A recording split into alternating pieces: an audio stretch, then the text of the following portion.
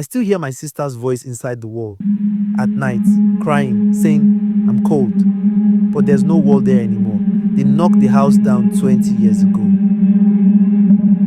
This happened when I was 10. We lived in a small house near the swamp. My dad had remarried after our real mother died.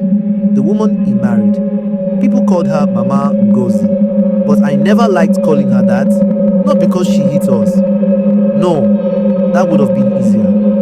She smiled too much, smiled even when she was angry. I had a sister named Ada. She was 13. She never liked that woman either.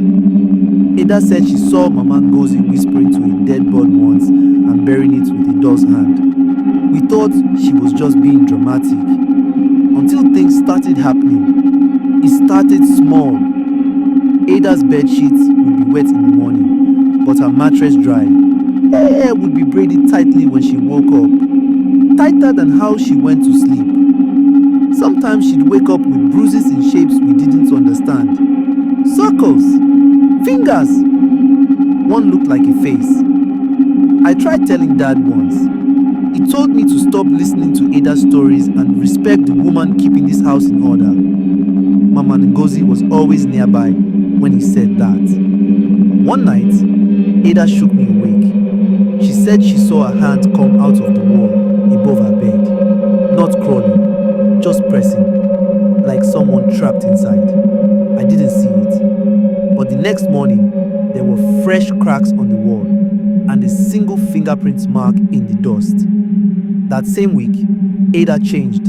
She got quiet, pale, she stopped eating. One night she whispered to me, she told me if I tell anyone, the war will take you too. The next day, she was gone. They said she ran away, that she had been troubled. My dad cried.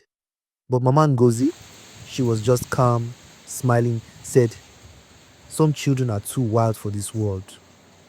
Weeks passed, then the noises started.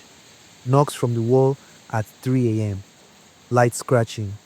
My name whispered, but in Ada's voice. I ran to my dad's room once and begged him to listen. He stood in front of the wall for a while, silent. Then he walked away. The next morning, that wall had been freshly painted. No one spoke of it again. But I still heard her, years later, after Mama Ngozi died from a fever. She burned for 3 days. Doctors couldn't explain it. They tore the house down. Behind that wall, they found a space, like a crawl space. Inside was a small doll made of bones and thread, with Ada's old ribbon tied around its neck. I don't sleep well anymore. I move a lot. But every house I've lived in since, around 3 a.m., there's a knock and a voice that says, I'm cold.